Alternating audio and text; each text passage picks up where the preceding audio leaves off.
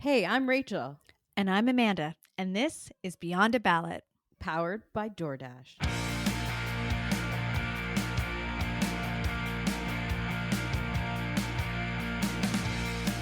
Immigration is one of the most charged issues in American politics, and at the center of it sits a three-letter agency most Canadians know mainly through headlines: ICE.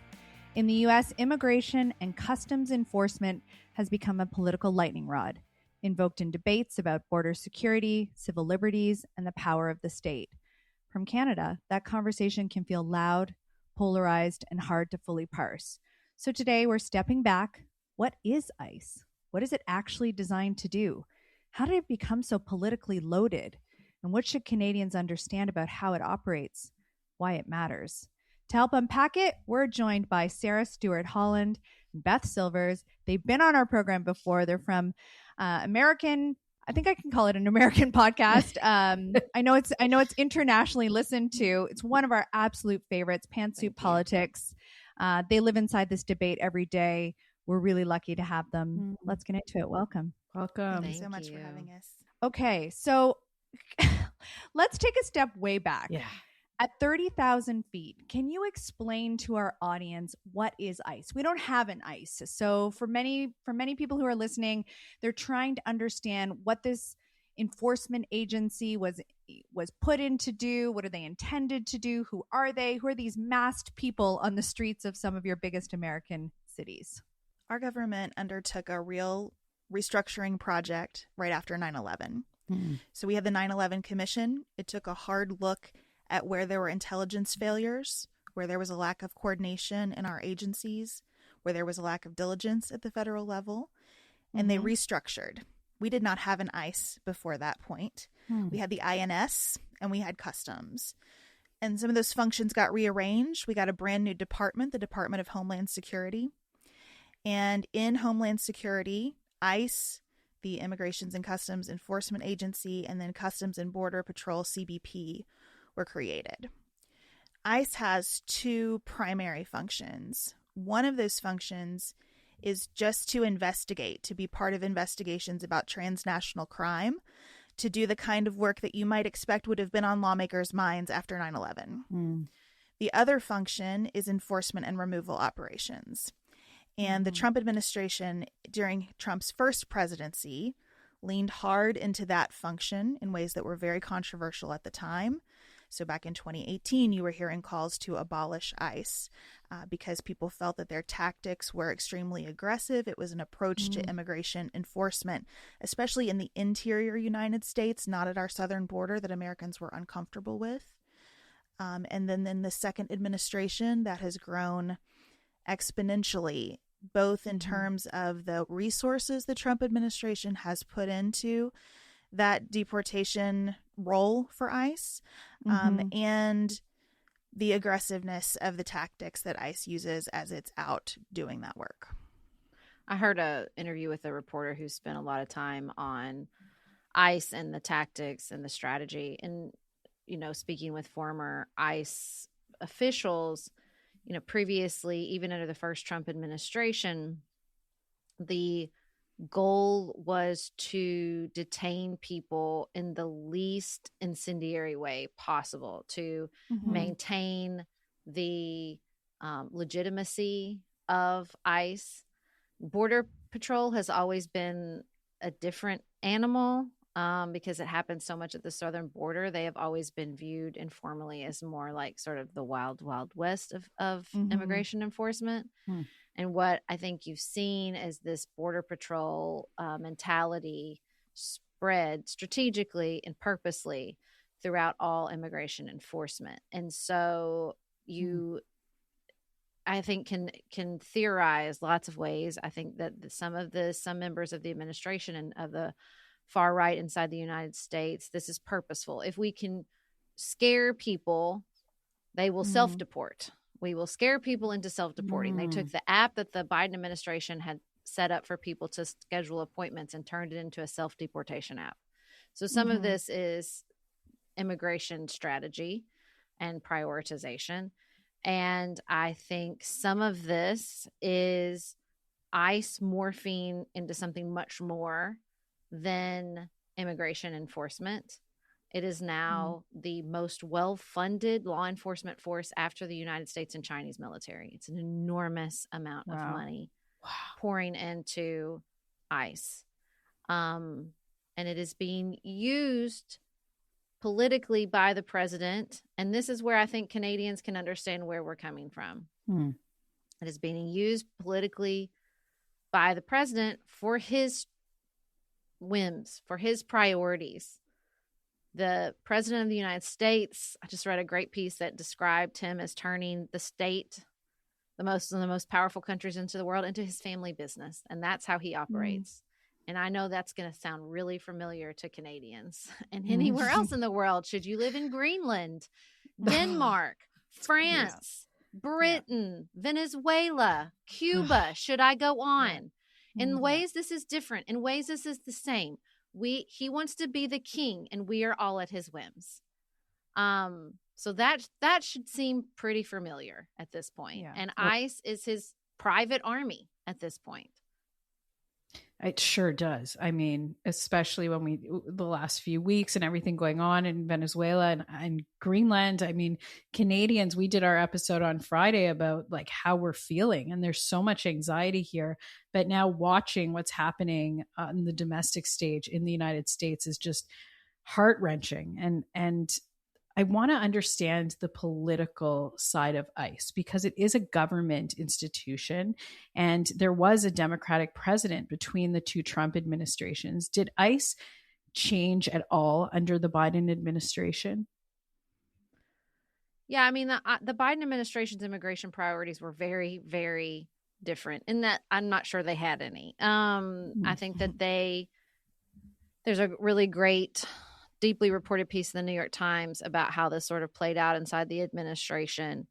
Post 2020, I think there was fear of upsetting immigration advocates in far left progressive circles. It was Obama who was the deporter in chief. And there was a lot of criticism of President Obama for how many people he deported, which was a massive number. I think 300,000 plus people over the course of his 2 terms.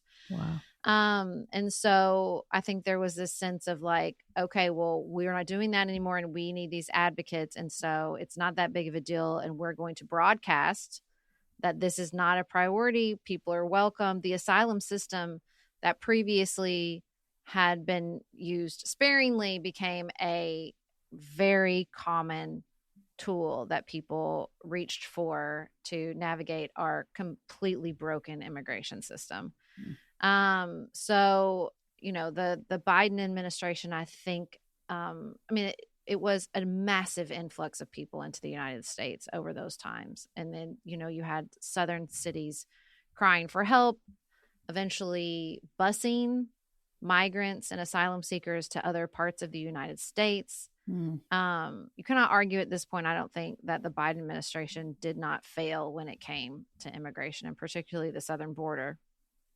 And then that was used to exploit this expansion of power under the Trump administration. I think most American sort of moderate, independent people in the middle of the political spectrum in the United States thought that the border crossings had gotten extreme and they were unhappy with that. And people want to feel like, immigrants coming to this country are following the rules and waiting in line. It doesn't, matter if the line is broken and the rules suck, but, that's what people want. And so I think there was a sense of like, well, he'll get this under control.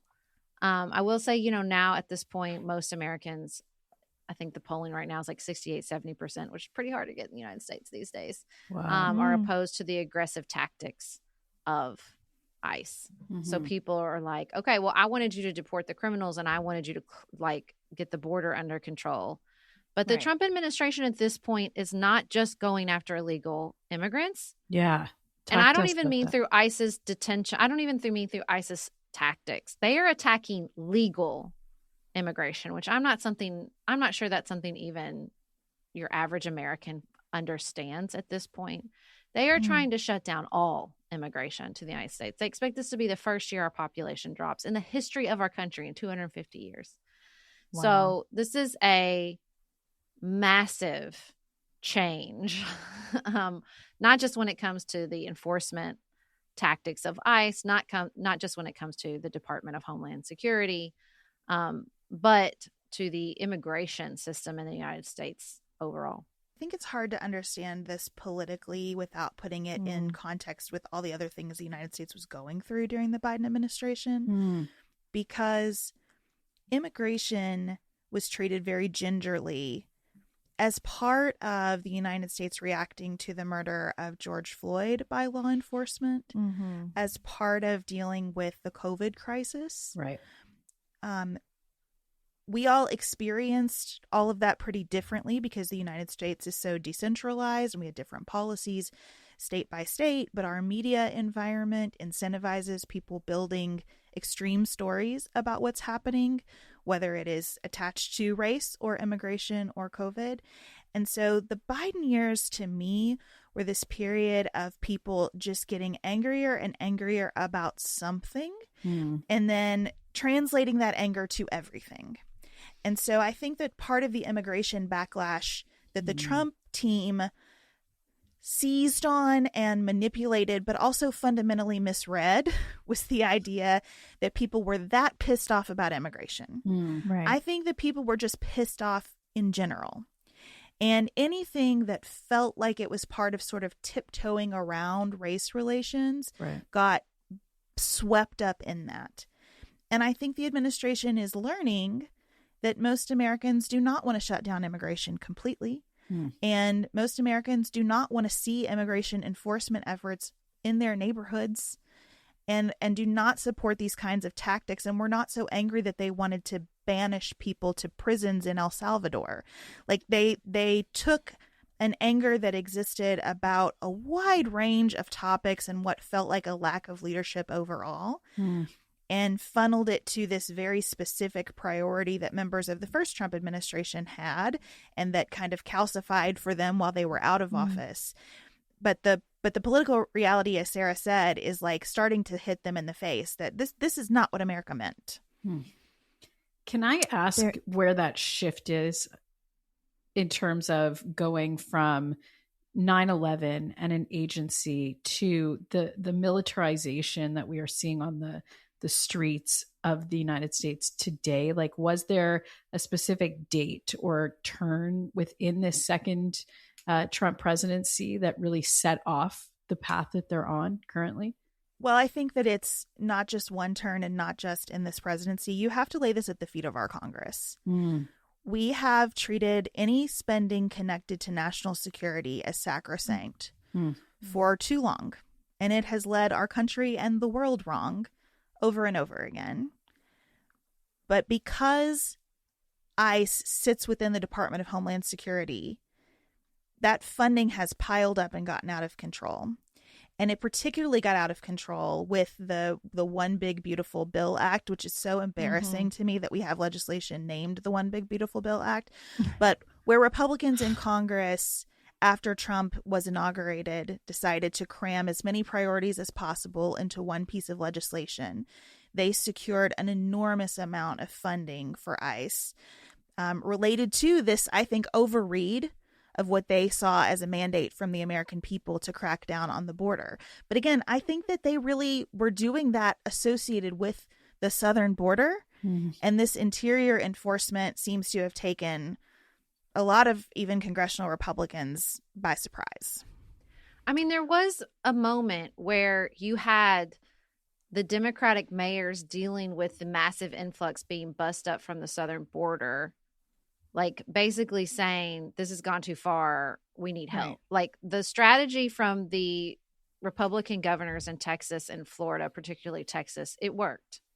It worked. Right. We just need to say that as plainly as we can. It worked. The busing of the massive influx they were experiencing at the border, which was pretty ahistorical, up into the, quote unquote, blue cities, worked. And so I think that it's so hard because who are we talking about? I mean, if you were politically engaged in America, you're going to say they were clear about what they were going to do. On the RNC floor, they all held up signs that said mass deportations, and America voted overwhelmingly for Donald Trump. So, but the problem is the people who are persuadable in the middle don't watch the RNC. And there's not a nightly news we all tune into anymore so that we can agree on what's happening. And we have a very decentralized media environment that which you can, you're not going to understand that. I mean, how many people in sort of disengaged voters even understand that the governor of Texas was busing migrants up to these cities? Probably not that many. And so, you have a very complex topic that in a decentralized media environment with low engaged voters, and it's a tinderbox, right? With where they exploit many aspects of that, just like right-wing populist movements do around the world. When you said immigration is a hot topic in America, I thought it's not just here. Europe is dealing with its own immigration crisis. Yeah. Us too. And us too. So yeah, I mean, I think, again, some of this is so specific to America. Some of it isn't. Yeah. I mean, the decentralized media environment, the social media of it all, the exploitation by right-wing populists, the pace of change and the way the global economy, allowed for people to migrate and make fortunes, and also people got left behind. There's an enormous going that it is universal. What is unique to us is Donald Trump, and your prime minister named it better than I have heard almost any name it in his speech to Davos, when he said it was what we were functioning under before was a useful fiction, but it was a fiction. And there is a domestic version of that in the United States. There were norms that we were using to prop up our system, just like we were using it to prop up the global order. And he does not care about norms. He does not care. He will walk through them. He will step over them. He cares nothing but himself and loyalty. So only loyalty to him. It does not go both ways. Probably worth noting. And so, I mean, I think like it's like specific to the United States. And also it is just a manifestation of everything at this point the entire world knows to be true about this man. Yeah. There have been large scale raids of cities in the U.S., cities that are far from the southern border. Why those cities? Why are they? I think a lot of Canadians are questioning the tactic around the particular cities: Chicago, Boston, New York, Minneapolis, which has dominated our headlines, and we'll talk about in a moment. Why those cities?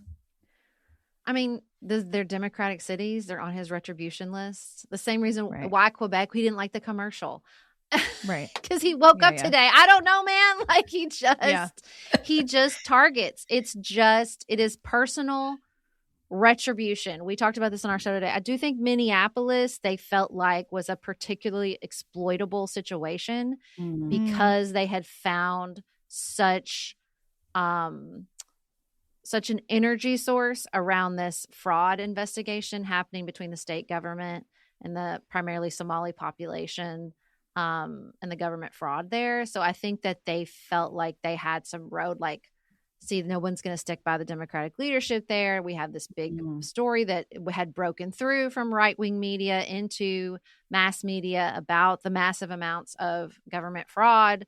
And so, I think that's part of it. I don't know. Maybe he's just still mad at Tim Walz for running for VP. Who the hell knows? I mean, it could be that personal.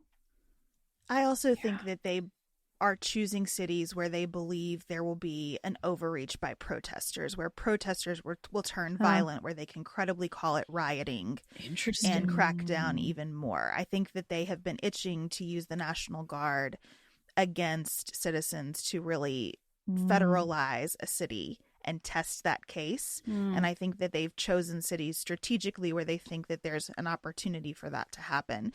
I think that also makes Minneapolis high on the list because of the outrage expressed in that city after George Floyd's killing. That is vivid. There are vivid images that stick in people's minds. And I think that they sort of hope for a situation to escalate. And I think that that's, again, a place where they've badly miscalculated. So just to clarify for myself and for our audience, they are choosing specific cities and then doing carrying out operations within those cities. So I think I read online, Minneapolis, New York City is also one of them.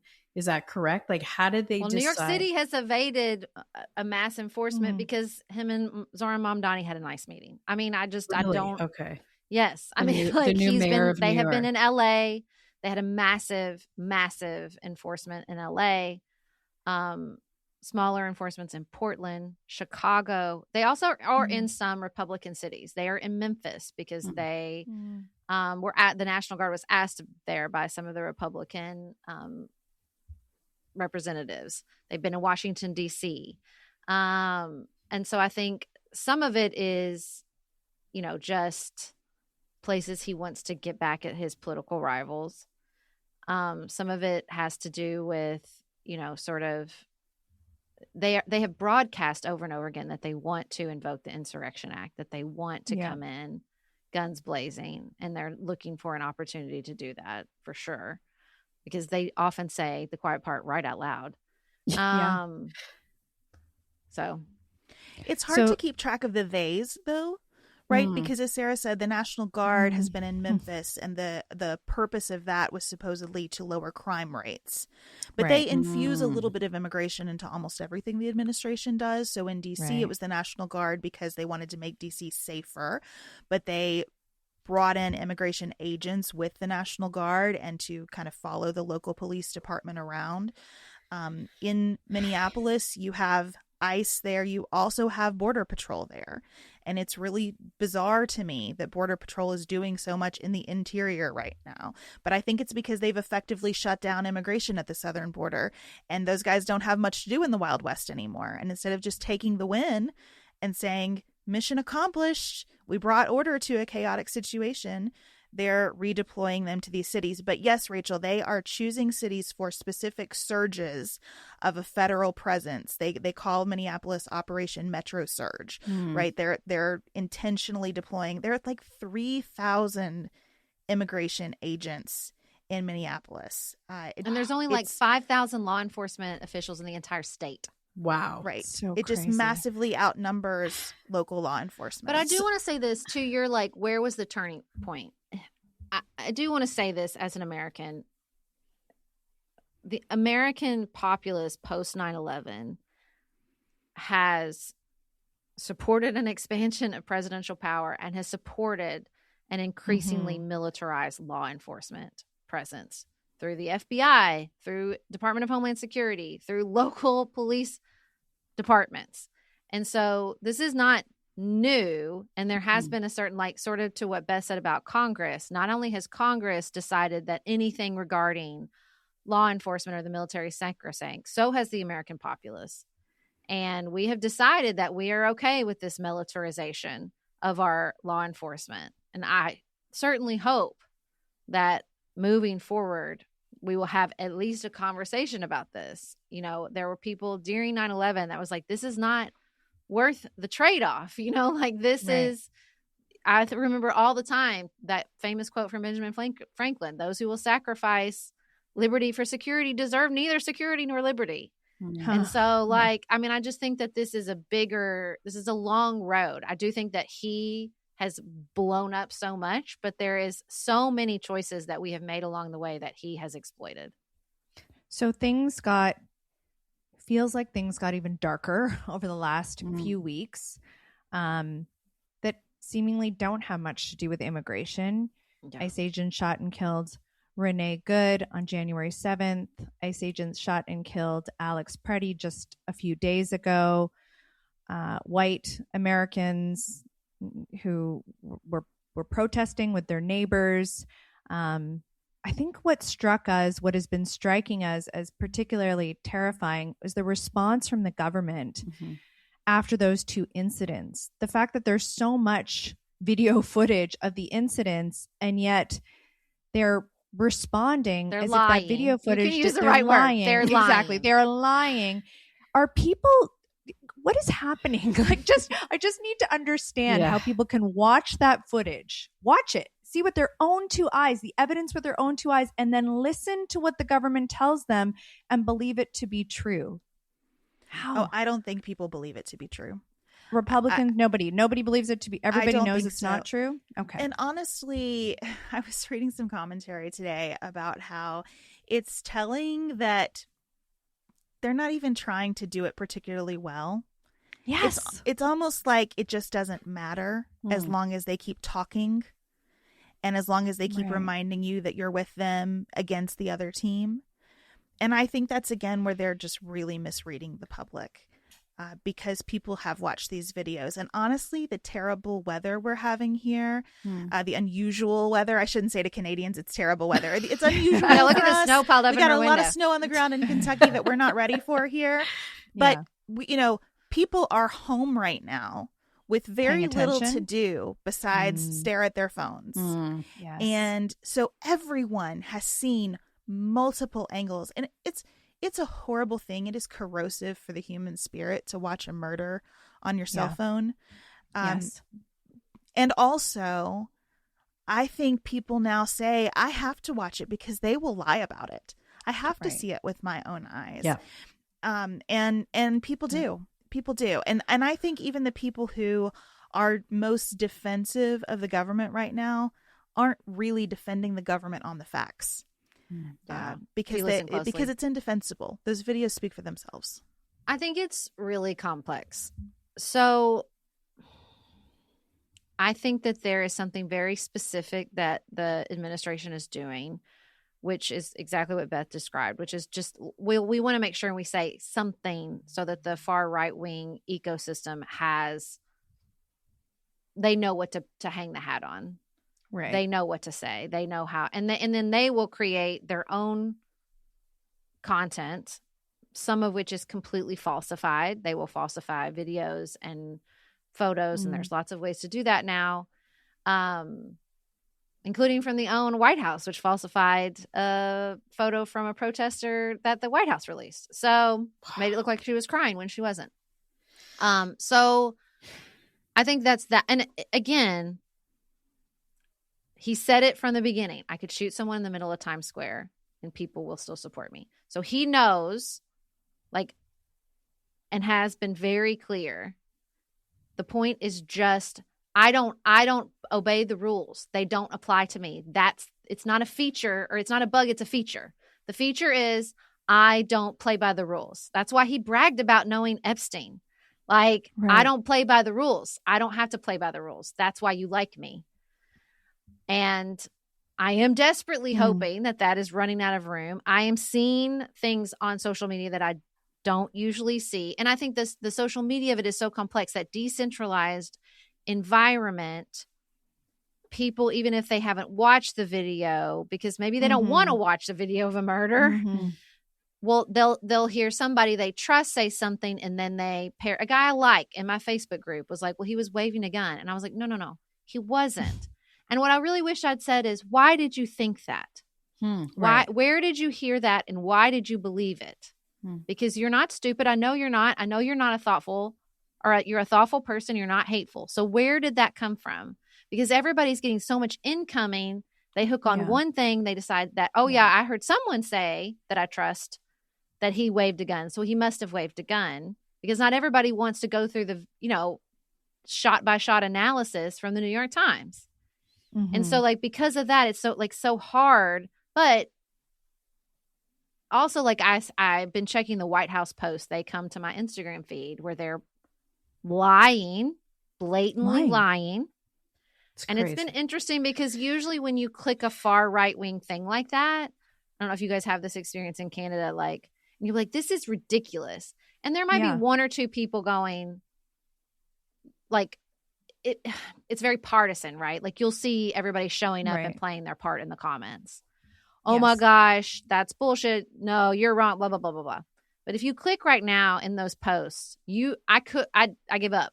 I couldn't go far enough down to find somebody like parroting the right-wing talking point. It was just all the beginning comments were, that's a lie. You're lying. Everyone can see what happened. He had a cell phone, not a gun. You're lying. And so, I mean, it's a small thing to cling to, the comment threads on the White House Instagram post, but I am going to cling to it. And there are many, many Republicans who, you know, even before Alex Preddy's death, I was reading about softening in deep red districts that they feel like politically it is a 5-alarm fire for the midterms. And so you're seeing this. And again, to the why of all this, like Minnesota doesn't even have an immigration problem. Portland, Maine, where they're heading next, certainly doesn't. So like, but again, that's dependent on somebody wanting to engage enough to like look at the rankings of immigration numbers. Like, it's just, you know, there's like a lot of steps for people to get to that point. But these videos showing up in your TikTok, whether you ask for them or not, is like a whole different ball game. And there's like influencers who I've never seen post politically before, posting, saying things. It does really feel like a pivotal moment. Like you feel the shift. You feel like there's a shift happening. Yes. I mean, I do. For sure. I feel like that.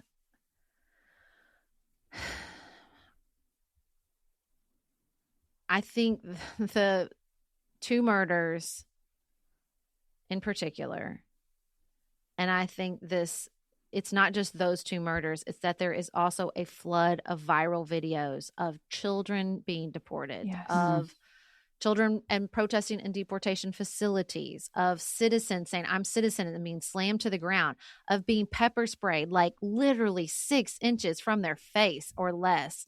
That is just, it's a bombardment of really scary images that in this particular moment, the algorithm likes, right? It's all the algorithm wants is this sort of conflict, emotionally engaging content. And it's converging in a way through the news. So even if you're not watching TikTok, even if you just like catch CNN or Fox News on in your doctor's waiting room, like you can't avoid it. You can't avoid it. Also, I don't think that we can today yet understand the significance of the White House coming out in justification of this murder, pointing toward the presence of a gun that had not been drawn. Because Donald Trump is in office through a very strange collision of interest that came together under the tent of an opposition party. Not because so many people loved him. Some people do. Some people certainly do. But he is the president. He made it through the grueling contest to be the president twice because of a really odd marriage of opposition forces to what they saw as the Democratic establishment. And Second Amendment enthusiasts are a huge and key component of that coalition. And so in one news cycle, to have the NRA, the Libertarian Party, you know, the Manosphere, so many groups that were sitting under that tent that got him to the White House say, whoa, you're telling me that if I am near a police officer and I have a gun that I could be shot? Absolutely not. Like, this is a huge part of the American ethos. Let me be clear to my Canadian friends. I wish it weren't. I don't like gun culture. I hate the fact that we are awash in weapons here. That we are think guns are exporting to very your country. scary. Yeah. We apologize. Exactly. Yeah, I don't want this, but it is a fact about where I live. Like, my country is serious about carrying guns and not having to apologize for it. I saw someone tweet today that guns are to the left what abortion is to the right. You have them and you don't talk about them because it is pretty universal. And so I think that there is a sleeping giant that has been awakened because of that fact in the Alex Preddy situation too. So there's a TV host up here in Canada, and every time something happens between Donald Trump and Canada, he says, "I just want to remind you, we are at year 1 of 4 in this administration." Yep. Where does the United States go from here? How do you fix this situation? And what do Americans feel like? Is there hope in the United States that this could get better right now? I will say that's true, and I hate to hear it as much as the next person. But the first year of a presidency is very different than the next 3 years of a presidency. So he is coming up on a midterm that he himself has articulated to Republicans, you have to win or I'm going to be impeached every other week. And the political winds are not in their favor in a normal presidency. In a normal run-of-the-mill presidency, you're usually going to lose the midterms. This is obviously not what we're experiencing right now. And he is on his second term. The piece I was reading about him turning it into a family business was talking about like the fun. If you talk about it doomsday, if you make it to be the end of the world, that serves their purpose. What is powerful is because in a moment like this is when the term is coming to an end, when the power holder, the family patriarch or matriarch, is running out of road. And he is running out of road. He is old and he is term limited. So that's why he brings up 2028, because he wants to hold that sense of like, I'll always be here. Because the coalition was messy enough when you have a powerful political presence like Donald Trump. It's going to get even messier when he's gone. And you can see flares of that post the assassination of Charlie Kirk.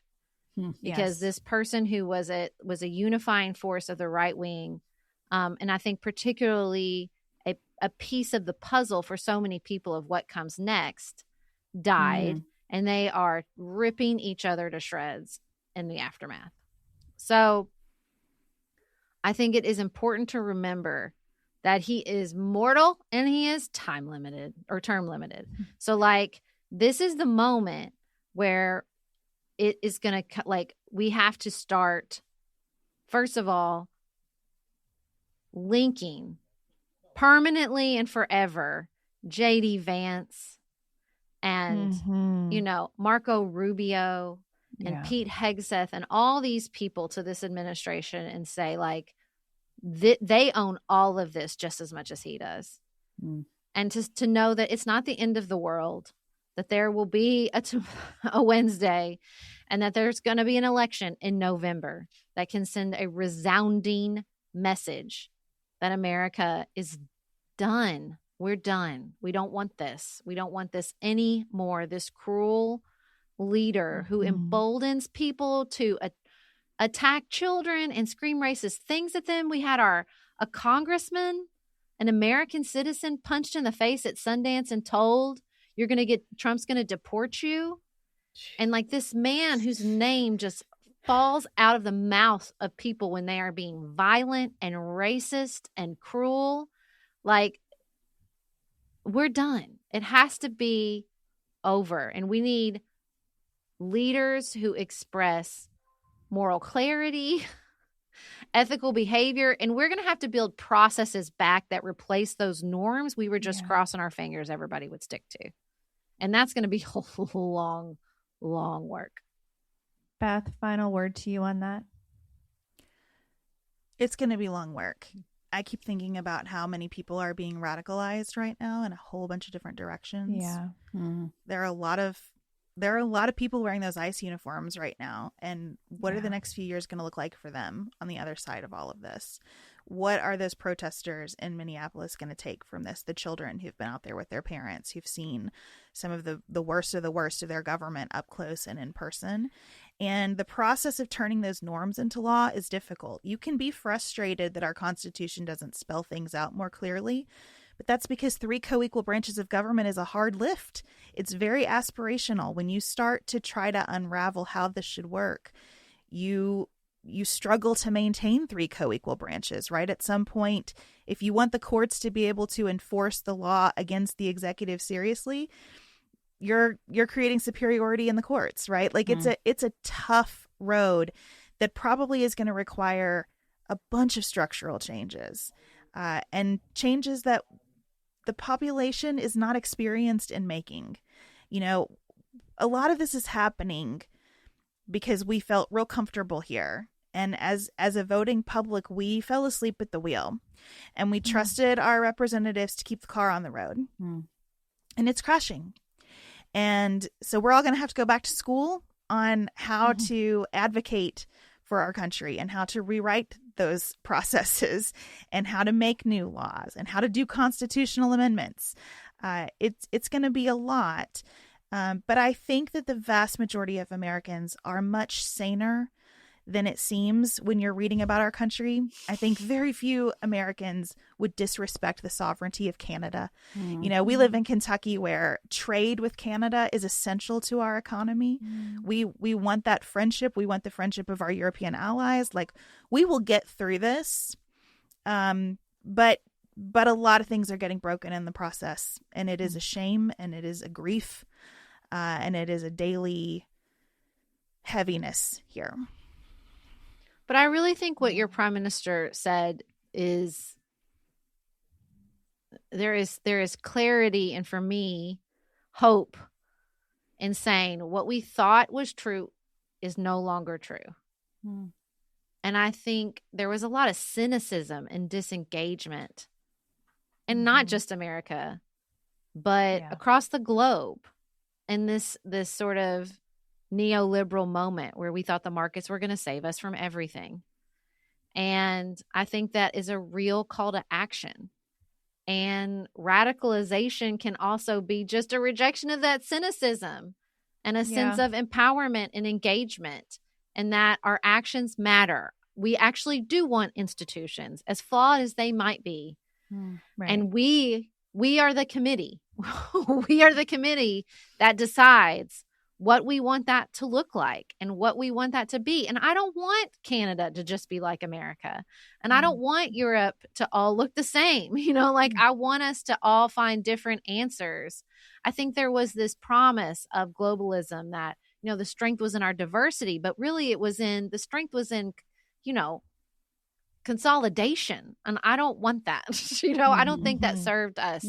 I think the strength in the different things that our nations and cultures and societies have to offer is really beautiful and is really powerful and goes beyond free trade. You know, I think that there can be so much more to the picture, but we're going to have to work on that. We're going to have to brainstorm. We're going to have to get creative, and it won't all be the same for everywhere. And that's okay. Because I think that we, like Beth said, I think what your prime minister articulated is that we all got comfortable. We all got comfortable under a fiction that worked for a while and lifted an enormous amount of the world's population out of oppression and poverty. I don't want to downplay the successes of the last 50 years. But we are clearly entering a new era. And not just because of Donald Trump, but because of artificial intelligence and because of the pace of change in our own world. And I think that, you know, it is going to take the strengths of all these different nations to decide what we want that next era to look like. Could listen to you literally for hours. I really, honest to God, I could. You are both so thoughtful and wise and articulate. And if you want to hear more from Beth and Sarah, follow them. Listen to Pantsuit Politics. We really love your podcast and we love your insights. We really, really hope that you'll come back. Oh, anytime. Anytime. Thank you so much. And thank you for giving Canada an opportunity to hear from Americans at this particular moment. It would be easy for y'all to write us off, and we appreciate the friendship very much. So do we. And thank you for giving us Mark Carney, who I've clearly been gushing about this whole episode. I don't know. The last time you were here, you were gushing about Justin Trudeau. So I'm not even. Whatever. He's fine too. I'm not mad at Justin Trudeau. How you gonna be mad at Justin Trudeau in a moment like this? Just saying. No. Justin's so happy with Katy Perry. So happy. Yeah. That's right. He's dating an American pop star. We're all happy. I'm sorry. Wait. Stop. Halt. What? Justin Trudeau is dating Katy Perry. You didn't know Are that? you living Sarah. under a rock? Sarah. No. I did Yes. not know. Sarah Yeah. hasn't This been is reading our hot and newsletter. I heavy. wrote about this at the end of last year. Oh my God. You got to This get is- on Google. This is not even basic. This is like In they shock. are full on. She They're went in to a picture Davos with with like him. the Prime Minister of Japan or something. Like they're out Yeah. there everywhere. Our Yes. prediction is they're going to get married this year. We're just waiting on the announcement. What? It's the ultimate Canadian American unity. Yeah. You know, That American pop star. Is Former wild. Canadian Prime I don't know Minister. how We're- I know. missed this. Yeah. I did not Oh, yeah. know. Well, I you're did welcome not because you know. can do a deep dive tonight. You know, Oh my God. there's lots of content out there. While you're sitting at Oh home in the snow. My God. That is crazy, guys. Crazy. All right. That is crazy. We're gonna have to have Well, you I've back rocked to my talk world about today. that. We're gonna have you back to talk about your deep Google dive on this. But Oh for my now, we're gonna leave it there. Thank you guys so much, and we'll talk to you soon. Thank you. Thank you for listening. New episodes air every Friday. Subscribe on YouTube and wherever you get your podcasts. Follow us on Instagram and find us at beyondaballot.com.